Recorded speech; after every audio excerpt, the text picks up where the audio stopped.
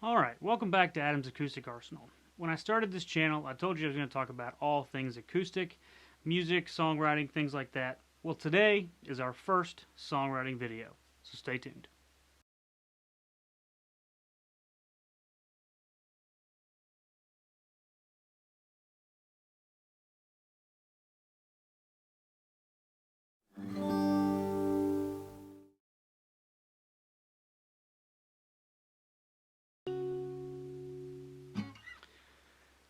Songwriting for busy people. Now, I've been writing songs since I was about 13 or 14, and for the most for most of the songs I wrote prior to the last couple of years, I only wrote lyrics. I had 3 complete songs when I started playing guitar again a couple of years ago. 3 total. Now, I had written the lyrics to over 100. The problem with those songs that I wrote lyrics to was that most of them were written to somebody else's melody.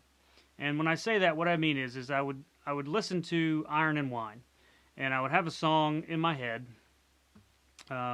maybe Naked as We Came or something like that. I have a song stuck in my head, and I would have the melody in my head, and then I would come up with lyrics over that melody, and I would essentially just rewrite the song with my own lyrics. And in hindsight, it was a really good exercise for lyric writing, but at the time, it made it almost impossible for me to put a melody of my own on those lyrics. I had a really difficult time separating the two because the cadence was to the other person's melody and it was to the other music, and it was impossible to break that cycle. But it did condition me to just pump out lyrics. And the thing that I've struggled the most with, and that I feel like I've come the most distance in the last couple of years, is just writing a song that starts from an idea in my head and then creating the whole thing. And I don't know that anybody can do it, but I think that most people, if they're willing to put the time in, can get to a place where they can write a song of their own. There's some important things that you need to know that are not required to write a song. One of those things is you do not need to be classically musical trained. I have never studied music theory. I was not in the high school band. I've taken 2 guitar lessons in my whole life. I've never studied poetry of any depth. I've never studied literature at all, really. I do like to write, and I've written a lot in my life, but I've never studied music or music theory or anything like that. And I've written, in the last couple of years, about 35 or 40 complete songs, and I'm going to show you the tool that I use to do that in a little bit. So you don't need to be trained, okay? You don't have to be great or even good at playing an instrument. Does it help? Sure, it absolutely does help. But if you can play 2 or 3 chords, 4 or 5 chords on a guitar, or you can play 3 or 4 chords or a couple scales on a piano, or if you can play the drums, or the kazoo, or the harmonica, then you can write music. If you can't play an instrument at all, you can write lyrics. You don't need to be great or even good at playing an instrument. The third thing is you don't need to be a poet, okay? When you hear about the greatest lyricists of our time, people like Jason Isbell, John Mayer was thrown around that conversation 10, 12 years ago around the time Continuum came out, John Prine, Bob Dylan, Paul McCartney. When you hear of those people, you don't think poet. Now, at the core of it, writing a song is very similar to poetry. It's not the same thing, but it's very similar. And I think a lot of folks that are kind of on the outside of writing music feel as though to write a song you have to be poetic. That's not true. Listen to any top 40 pop song. Wouldn't say none. Very few of those are poetic in really any way. I traditionally write either country or Americana or kind of folky stuff. I'm a guitar player. I'm not a very good singer, so it kind of fits into my genre to write Americana music because it can be scrappy, it can be DIY, it can be kind of lo-fi. That's just who I am. My dad is an excellent, very well-trained vocalist, and he would write gospel music, or he would write classic country music, because that's the way that his voice is. That's not the case for me. So with all that said, the music that I write is kind of poetic in nature, but that doesn't have to be the thing that you write. and you don't have to be a poet. So those are the three things that you don't have to be, or that are not required. You don't have to be trained in music, you don't have to be a great instrumentalist, and you don't have to be a poet. Now, since those are the things that are not required, there are a few things that are required. And this is the part that everybody can do. You have to be willing to write down the things that you think. And that seems like a really simplistic idea. But it's not. I'm going to give you an example. If you're driving down the road and you're listening to a song, or you're having a conversation with somebody, you've probably had the experience where you have this thought that pops into your mind. And maybe it was like, oh, that'd be a funny line in a movie, or that'd be a funny line in a show. Or maybe it would be, that's a great chorus line for a song. Or you just have a thought that you think is interesting. Most people have this happen all the time. And most people that don't want to be songwriters just kind of let it go out the window. Or they share it with somebody and then they forget all about it.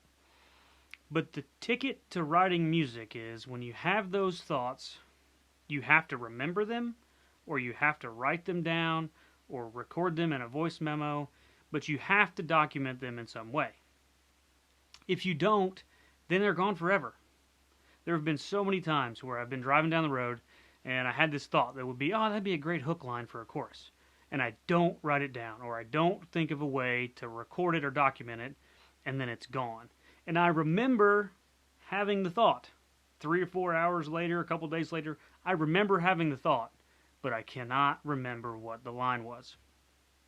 If you're going to be a songwriter, there is no more infuriating experience than forgetting something that you thought was going to be good. It's infuriating. So, the thing that is required is you've got to be willing to write the things that you think. Even if it's just a 2-line thing, or a 1-line thing, or a couple of words, a turn of phrase, something. You've got to write it down. Number 2, you've got to observe the world. Now, the thing that John Prine is known for, and that whenever he passed away last summer, everybody would always tell this thing about him, that he was the most notable documentarian of the human experience in music. And what they mean by that is he had this uncanny ability to observe something in the world, whether it was an interaction with two people, or it was an interaction from a distance, not even an interaction, just observing somebody sitting in a diner or in a restaurant, and he would figure out a way to translate that to a song. If you think about Hello in There, the song that came out on his debut self-titled album in like 1970, he was 20 or 21 when he wrote Hello in There. And that song is about people growing old and people being lonely and things like that. And when you think about a 20-year-old, he didn't know what it was like to be a 70-year-old person, but he had been around a lot of people and he was paying attention.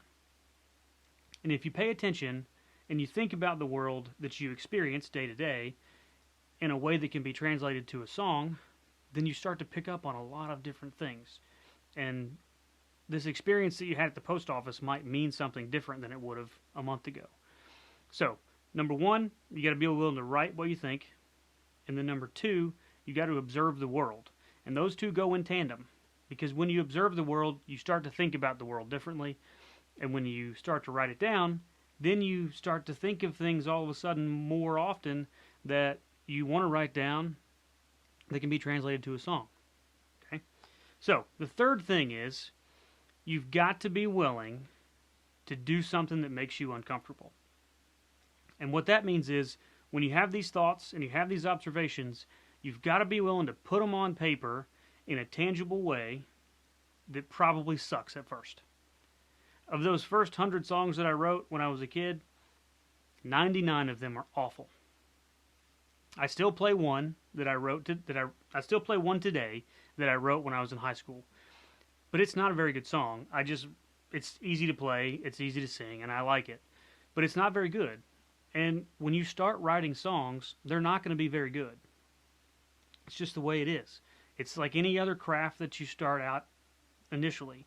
There are geniuses and there are prodigies. Most of us aren't that way. And if you're watching a video titled How to Write Songs for Busy People, then there's a good chance that you're probably not a prodigy. But that doesn't mean you can't make great music. It doesn't mean you can't write wonderful songs. Jason Isbell was in his early 30s when Southeastern came out and was a breakout smash. There are thousands of Beatles songs that have never seen the light of day because they just weren't as good as the stuff that was on the White Album. So, with those things, you have to be willing to write what you think. You have to be willing to observe the world. And then you have to be able to write those things down that are not very good, that get you through to the good songs. And when you start to do that, then you begin to write things that make more sense. I didn't write the first song that I thought was worth sharing with anybody, really, until, I don't know, a year and a half ago.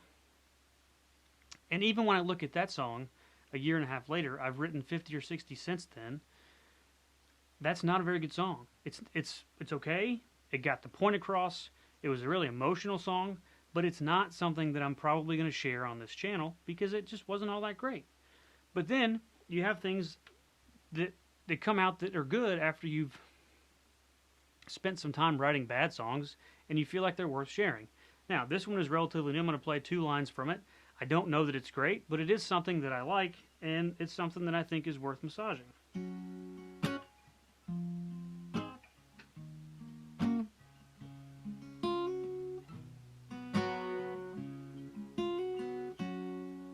When I look through all these baseball cards, I wonder where your head was at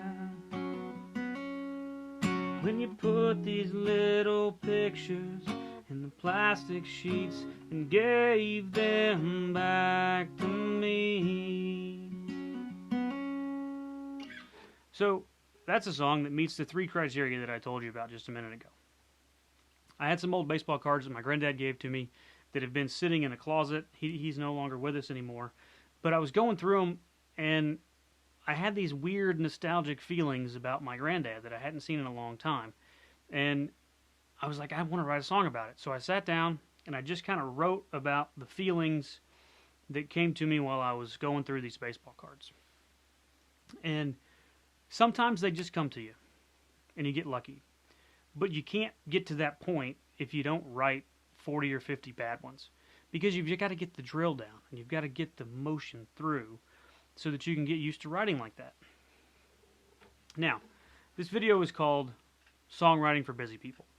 And there's a couple things I'm going to show you right now that I want you to understand are not going to make things easy overnight, but they're tools that you can use that allow you to take advantage of the time that you have. I have 5 kids.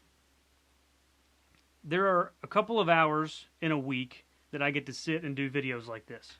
But the problem is, now that I'm doing videos, that's time that I probably would have spent writing previously. So what I do is I have a couple things on my phone that allow me to take 10 or 15 minute spurts to write songs. And usually I can get a verse or a chorus, or maybe a verse and a chorus, or sometimes they just all come swinging at the same time.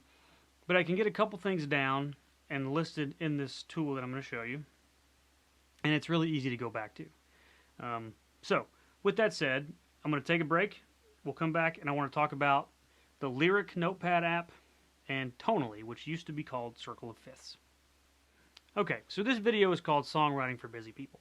I gave you kind of the philosophical front end, but here's the practical thing that I think busy people like me, with a bunch of kids and a job and things like that, can begin to write songs in little 10 to 15 minute segments each day. If you've never read Stephen King's On Writing, I think you should. If you want to be a songwriter, there's a lot of great things about what it means to be a writer in that book. But the thing that he talks about is you have to always be reading and always be writing. And you have to learn how to do things in 10 to 15 minute segments each day. And that's what this app, it's called Lyric Notepad. And it's a songwriting app designed specifically for songwriters. And there's a couple really cool features here.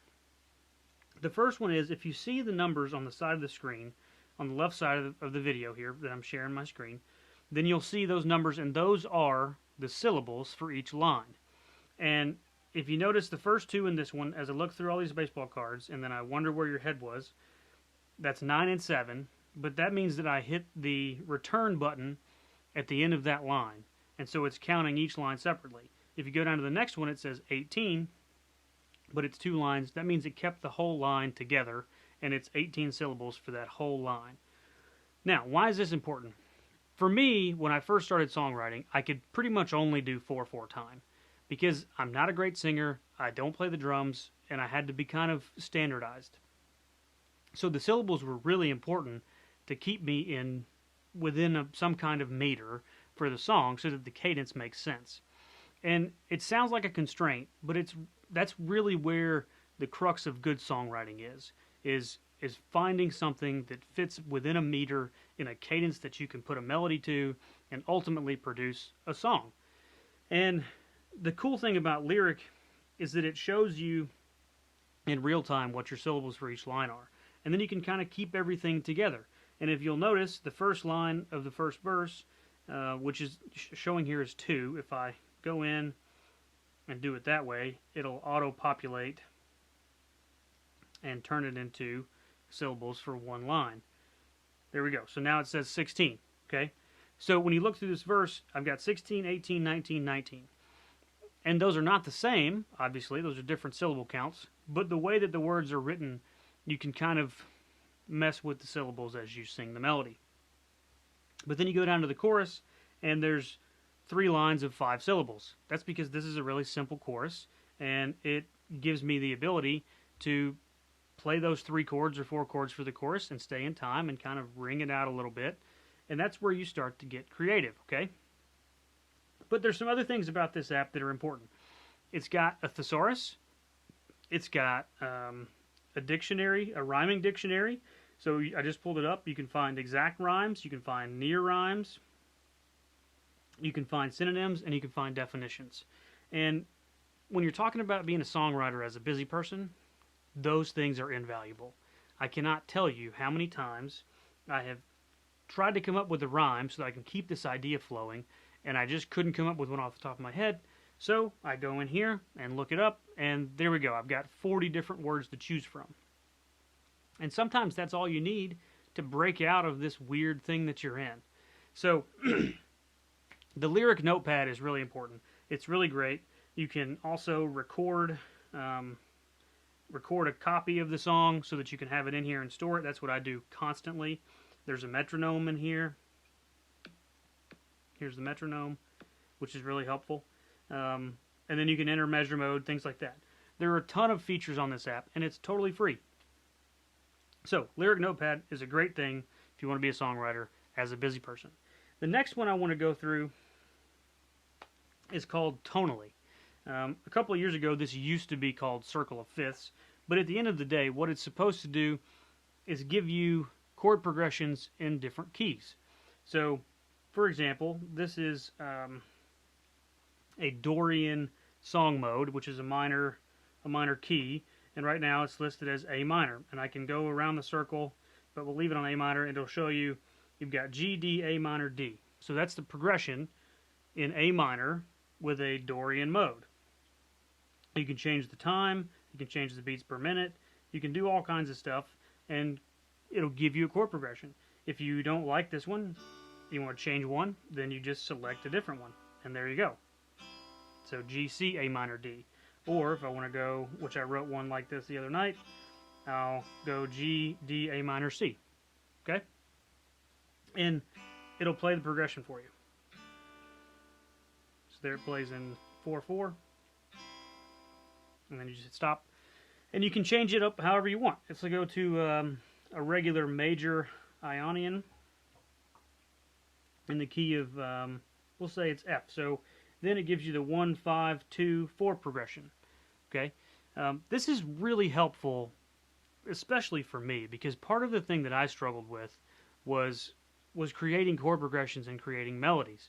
And so when I had something that could kind of help me generate chord progressions, everything kind of fell into place, and I was really able to start breaking through and writing a bunch of songs that I thought made sense. And it helped me break out of the G, D, C chord progression, which was really nice. So, this is also a free app. The thing that I would tell you is, if you want to be a songwriter and you're busy, don't stress. Just do it. And I know that's easier said than done, but you're never going to find the time to spend 4 hours writing. You're never going to find the time to spend 2 hours preparing to write and then going to spend 2 hours to write. It just doesn't work that way. You're not a professional musician. I'm sure you have children, you have a job working full time, you're on the road, you're tired. The thing that gets me most of the time is I come home and I probably have a couple hours at night when the kids go to bed, but I'm so tired that I have a really hard time getting my brain to focus. So if I don't jump on the moments when I'm on the road or when I'm, sitting in the office waiting on somebody to call me or whatever it may be, and I don't think about it and put it down somewhere, then I'm probably going to miss it. And if you're an aspiring songwriter and you're watching this video and you've made it this far in the video, you need to know two things. One, you can write songs. You just can. But the second part of that is if you want to write songs, you just have to do it. And you have to accept the fact that the first few songs you write are probably not going to be good. And I hope that it gets you to 1 or 2 songs and your third or fourth song is great. But it's probably going to be 25 or 30. For me, it was like 110. My first 100 songs were terrible. So bad that they're sitting in a notebook on a shelf. I haven't looked at them in years because I know that they're not very good. And I know that I can't break out of the old melodies that I wrote them to.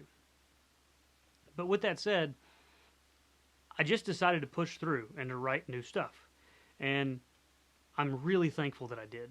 Because now I've got 35 or 40 songs that I could potentially choose to pick and put on an EP, which I'm in the process of doing. And they're songs that I could produce and be proud of. And I'm not a very good singer, but they're songs that mean something to me and that hopefully they'll mean something to somebody else. So, to recap, the things that are important are you got to observe the world, you got to be willing to write the things that you think, and you got to be willing to write bad songs so that you can get to the good songs. But there are a few tools that I showed you. The Lyric Notepad app is great because it can give you the syllables, it can give you the rhyming dictionary, synonyms, things like that. And then the Tonally thing, if you're a guitar player or a piano player, it's really helpful to come up with new chord progressions or to break out of this cycle that you're in. So, I hope you enjoyed the video. There will be more songwriting videos in the future. I've got some planned to talk about how to write a sad, emotional song, how to write a mopey, depressing song, how to write funny songs. I've written some songs for my kids. There's just different things that you can do, and I hope that we can continue to go on this journey. Hit the subscribe button, hit the like button. Let me know in the comments what you thought about the video or some tips that you have for songwriting. But that's all for now. Thanks for watching. Have a great day.